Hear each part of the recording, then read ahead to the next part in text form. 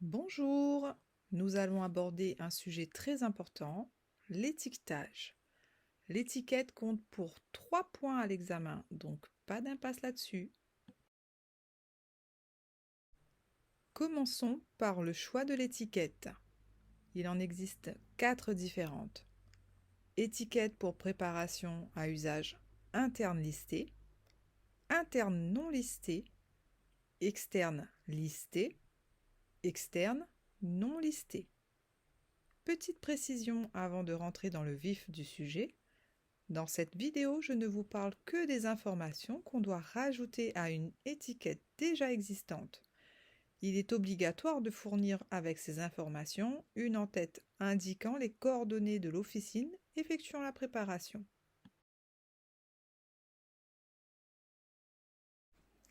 Tout d'abord, il faudra déterminer la voie d'administration, ce qui va diviser par 2 le choix de l'étiquette. Ensuite, à l'aide des documents fournis, vérifier l'exonération. Exonération signifie dispense que la loi accorde. Il s'agit donc de vérifier si l'ordonnance est obligatoire pour exécuter et délivrer la préparation. Une exonération ne concerne qu'un principe actif listé. En effet, pour être exonéré, il faut tout d'abord être soumis à la loi, ici à la liste. Concernant les préparations pour usage interne, on a donc 2 types d'étiquettes. Pour une préparation voie interne non listée et voie interne exonérée, on a l'étiquette blanche. Pour une préparation voie interne listée, on a l'étiquette blanche avec 2 contre-étiquettes. Respecter les doses prescrites et uniquement sur ordonnance. Attention, petite exception, s'il s'agit de suppositoires, il faudra rajouter la contre-étiquette « Ne pas avaler ». Pour les préparations exonérées de liste et les préparations non listées, pour usage externe, on doit juste rajouter la contre-étiquette « Ne pas avaler ». Alors que pour les préparations non exonérées pour usage externe, il faut toutes les contre-étiquettes. Respecter les doses prescrites, uniquement sur ordonnance, ne pas avaler.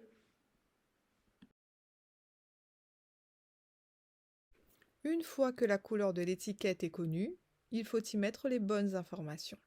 Ces informations sont obligatoires. On peut les diviser en 2 parties. La première partie concerne les informations qui ne changent pas, celles qui sont communes à toutes les préparations.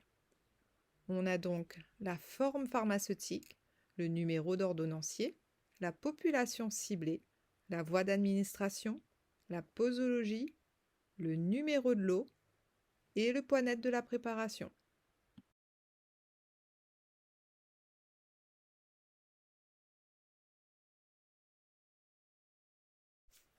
On peut à présent passer à la deuxième partie de l'étiquette, celle concernant la formule du prescripteur. Pour les préparations à usage interne, on doit préciser à gauche les principes actifs ainsi que le poids, de préférence en grammes. À droite, la liste des excipients à effet notoire précédée de « contient du », sans oublier la date d'expiration. Pour les préparations de forme liquide, il faut absolument renseigner les concentrations en principe actif en plus de la masse.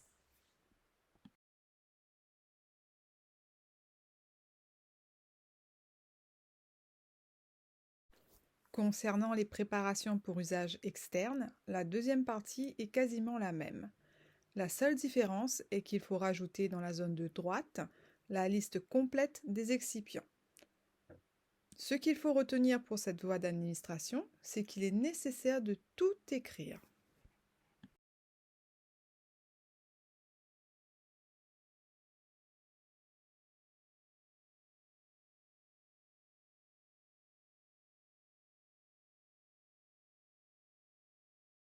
Nous allons à présent voir quelques exemples. Première préparation, voie orale non listée. L'extrait sec n'est pas listé. Ce principe actif est exonéré d'ordonnance. Il n'y aura donc pas de contre-étiquette. La lévillite n'étant pas un excipient à effet notoire, il n'est donc pas nécessaire de le préciser. Deuxième préparation, toujours voie orale mais listée. Ici, la teinture est listée, il faut donc une ordonnance pour pouvoir la préparer et la délivrer au patient. On indique donc cette information par 2 contre-étiquettes. Sans oublier la concentration en principe actif et aussi les excipients à effet notoire. Alcool, contenu dans la teinture, et saccharose pour le sucre du sirop. L'urée n'est pas soumis à la liste. Il faut ici préciser le principe actif, les excipients et ajouter la contre-étiquette « Ne pas avaler ». Pour la seconde préparation, à ce dosage, le diclofénac est soumis à la liste. On ne peut pas préparer cette pommade sans ordonnance. Il faut donc les 3 contre-étiquettes. La vaseline n'est pas un excipient à effet notoire, mais la lanoline, oui. Pour les préparations officinales, on peut très bien faire les étiquettes de la même manière.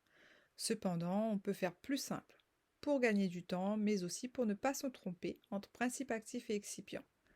Pour certaines préparations officinales, il peut être difficile de déterminer quelle matière première est excipient ou principe actif. Pour une majorité de préparations officinales, elles ne servent que d'émollients ou de véhicules à d'autres principes actifs. Pour exemple, le sirop simple ou encore le cérate gallien. Il suffit donc de rajouter le nom complet de la préparation. Ce nom est donné par le prescripteur ainsi que son dosage. À gauche, on ne note rien. À droite, uniquement la liste des excipients à effet notoire.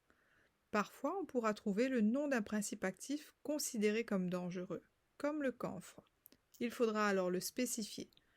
Contient du camphre, contre-indiqué chez les enfants de moins de 30 mois. Et on n'oublie pas la date de péremption. Voici 2 exemples d'étiquettes pour des préparations officinales. Premier exemple, gélule de bicarbonate de sodium à 250 mg, pas de contre-étiquette, pas d'information dans la zone de gauche, ni dans celle de droite. Deuxième exemple, pommade à l'acide salicylique 10%, aucun excipient à effet notoire, contre-étiquette, ne pas avaler.